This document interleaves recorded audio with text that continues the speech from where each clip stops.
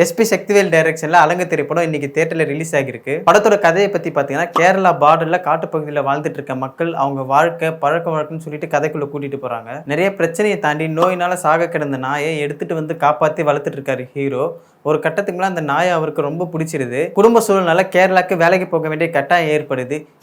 ஹீரோட ஃப்ரெண்ட்ஸ் 2 பேர் கூடவே அந்த நாயையும் கூட்டிட்டு போறாங்க. அங்கதான் மலையாள ஆக்டர் செம்பன் வினோத்தை காட்டுறாங்க. அவர் யாரு, எப்படிப்பட்டவருங்கிறதெல்லாம் காட்டிட்டு அவருக்கு அவர் பொண்ணு எவ்வளவு பிடிக்கும், அவர் பொண்ணுக்காக அவர் என்ன வேணா செய்வாருங்கிற மாதிரி எல்லாம் காட்டிட்டு, இப்போ ஹீரோக்கு அந்த டாக் மேல இருக்க லவ்வும் செம்பன் வினோத்துக்கும் அவங்க பொண்ணு மேல இருக்க லவ்வும் இந்த 2 எக்ஸ்ட்ரீம் லவ்வும் ஒரு பாயிண்ட்ல கிளாஷ் ஆகும்போது என்ன நடக்குது, அடுத்து என்ன ஆகுதுங்கிறது இந்த படத்தோட மீதி கதை. ஃபர்ஸ்ட் ஹாஃப் பொறுத்த வரைக்கும் ஸ்டோரியில நிறைய லேயர் இருந்துச்சு. அதனாலே படம் கொஞ்சம் ஸ்லோவாக இருந்தாலுமே ஒரு கட்டத்துக்கு மேலே படத்துக்குள்ளே போயிட்டோம். ஆனால் இந்த ஹீரோக்கும் டாகுக்கும் இருக்குமான அந்த பாண்டிங் எனக்கு பெருசாக ஒர்க் ஆகலை. அந்த பாண்டிங்கை காட்டுறதுக்காக கிரியேட் பண்ண சீன்ஸுமே ரொம்ப பெருசாக இருந்த மாதிரி இருந்துச்சு. ஒரு கட்டத்துக்கு மேலே போர் அடிக்க ஆரம்பிச்சிருச்சு. இன்னும் நல்லா பண்ணியிருக்கலாம், இல்லை வேற மாதிரி பண்ணியிருக்கலாம். அந்த எமோஷன் கடைசி வரைக்கும் கூட எனக்கு கனெக்ட் ஆகலை. இல்லை இந்த மாதிரி ஃபர்ஸ்ட் ஹாஃபில் ஒரு சில இடத்துல லேக் இருந்தாலும் ஒரு சிலரோட பர்ஃபார்மன்ஸ் ரொம்ப பிடிச்சிருந்துச்சு. குறிப்பாக சொல்லலாம், அந்த ஹீரோக்கு அம்மாவாக நடித்தவங்க அந்த ஹீரோவுமே நல்லா பண்ணியிருந்தாரு. இன்ட்ரோல் போர்ஷன்ஸுமே ரொம்ப சூப்பராக இருந்துச்சு. செகண்ட் ஹாஃபை பொறுத்த வரைக்கும் ஃபர்ஸ்ட் ஹாஃப் மாதிரி நிறைய லேயர்ஸ்லாம் கிடையாது. இதை பொறுத்த வரைக்கும் ஃபுல் அண்ட் ஃபுல் காட்டுக்குள்ளே மட்டும்தான் நடக்குது. கிட்டத்தட்ட ஒரு சர்வைவல் த்ரில்லர் மாதிரி தான் இந்த படம் இருக்குது. ஃபுல்லாக காட்டை மட்டுமே காட்டிட்டு இருக்கனால ஒரு கட்டத்துக்கு மேலே போர் அடிக்க ஆரம்பிச்சிது. என்கேஜிங்கான விஷயமும் எதுவும் பெருசாக இல்லை.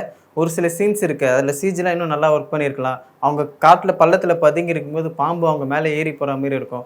அது பார்க்கும்போதே பொம்மை படத்தில் பார்க்குற மாதிரி இருக்குது. அது அந்த அளவுக்கு நல்லா இல்லை. அதேமாரி இன்னொரு இடத்துல பதுங்கி இருக்கும்போது ஒரு 3 மிருகம் வருது. அது நிறைய இல்லை ஓனாயான்னு எனக்கு சுத்தமாக தெரியல. அந்த அளவுக்கு தான் இருந்தது சிஜி. சரி, ஃபர்ஸ்ட் ஹாஃப் தான் ரொம்ப லேக்காக இருக்குது, ரொம்ப ஸ்லோவாக இருக்குது. சரி, செகண்ட் ஹாஃப் நல்லா இருக்கும்னு சொல்லிட்டு செகண்ட் ஹாஃபை பார்த்தா, செகண்ட் ஹாஃப் பார்த்ததுக்கப்புறம் தெரியுது ஃபர்ஸ்ட் ஹாஃபே தேவலான்னு சொல்லிட்டு. ஏன்னா செகண்ட் ஹாஃபில் முழுக்க ஒரே கான்ஃப்ளிக்ட் வச்சு தான் ஸ்டோரி நகருது.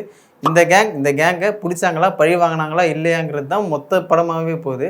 அது பெரிய டிசப்பாயின்மெண்ட்டாக இருந்துச்சு. நான் சொன்ன மாதிரி அந்த டாகுக்கும் ஹீரோக்கும் இருக்க ரிலேஷன்ஷிப்பை கரெக்டாக ஆடியன்ஸ் கிட்ட கன்வே பண்ணியிருந்தா, இல்லை ஸ்டோரி ஸ்க்ரீன் பிளே இன்னும் கொஞ்சம் டைம் எடுத்து இன்னும் நல்லா எழுதியிருந்தா கூட படம் நல்லா வந்திருக்க வாய்ப்பு இருக்குது. கேரக்டரைசேஷன்லாம் ரொம்ப வீக்காக இருந்த மாதிரி இருந்துச்சு.